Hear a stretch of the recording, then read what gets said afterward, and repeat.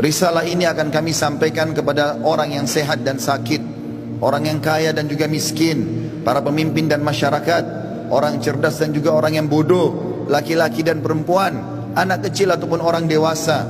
Ingatlah saudaraku, kita akan mengakhiri kehidupan dunia ini. Ada batas waktu di mana kita semua akan meninggalkannya. Semua yang kita kumpulkan dari rumah yang mewah, kendaraan yang kita banggakan, pasangan hidup, apa saja dari pakaian, bahkan perlengkapan dan pernak-pernik kehidupan ini, semuanya akan ditinggal. Pasti kita akan meninggalkannya. Nabi SAW bersabda dalam sebuah hadis yang sahih, kalau anak Adam meninggal dunia, akan ikut bersamanya ke kuburan tiga: keluarganya, hartanya, dan amalnya. Serta akan pulang dua, keluarganya akan pulang. Secinta-cintanya seorang istri pada suaminya, pasti dia tidak akan pernah menginap di kuburan itu. Dia akan pulang.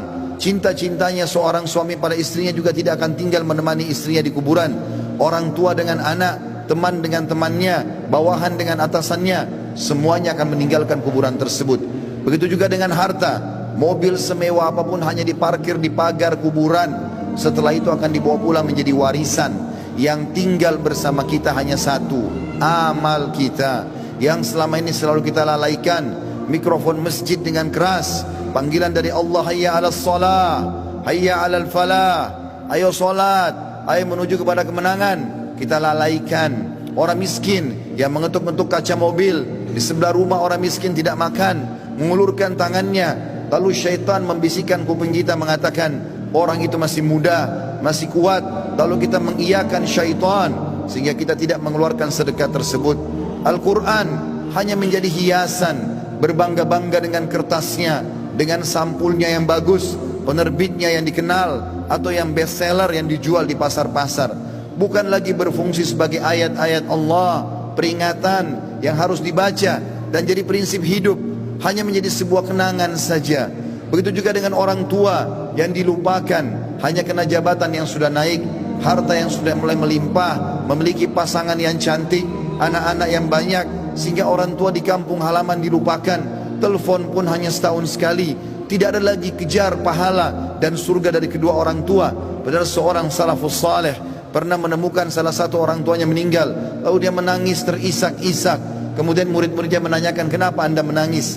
Kata dia, sungguh satu pintu surga sudah tertutup untukku, maka tertinggal satu lagi.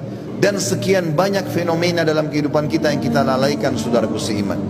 Dengarkan dan renungi baik-baik bagaimana Allah mengingatkan dalam kitabnya tentang masalah hari pulang ini. Yang pertama disebutkan di dalam Al-Quran surah Al-Baqarah ayat 281. Allah berfirman, dan kekal ditilawakan oleh orang-orang beriman sampai hari kiamat. A'udzu billahi minasyaitonir rajim.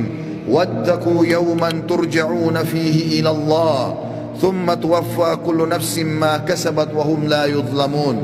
Takutlah kalian, persiapkanlah diri kalian, fikirkanlah baik-baik, masuk semua dalam makna wattaqu.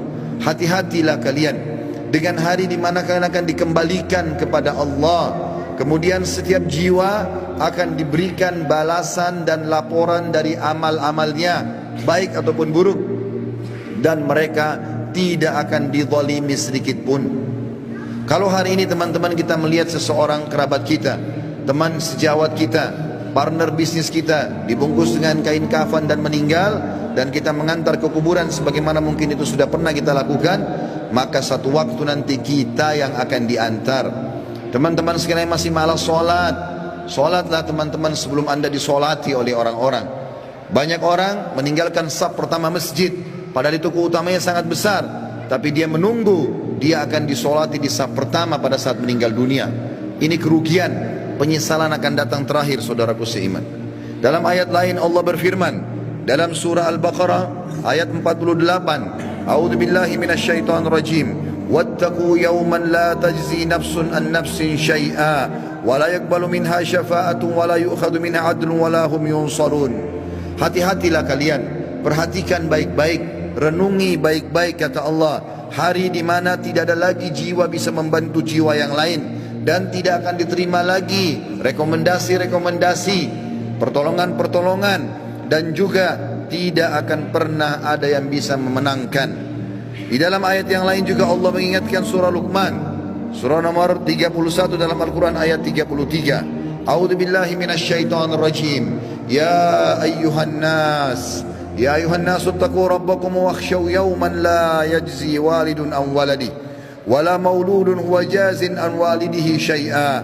Inna wa'dallahi haqq fala taghurrannakumul hayatud dunya wala yaghurrannakum billahil garur.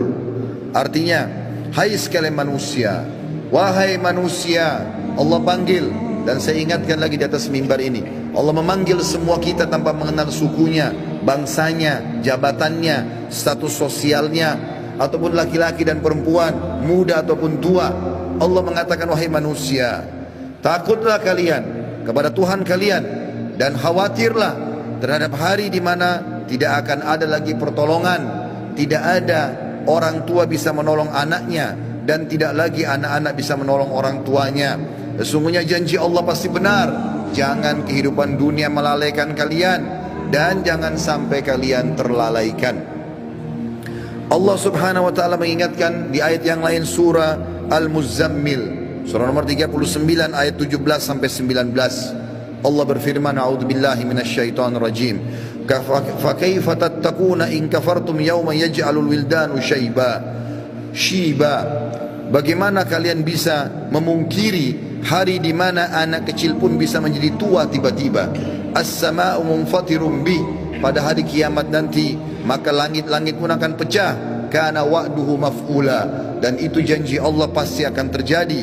Inna hadhihi tadhkirah, ini adalah peringatan yang sangat bermanfaat. Faman syaa'a ittakhadha ila rabbih sabila, siapa yang berakal maka dia segera mengambil jalan menuju ke Tuhannya.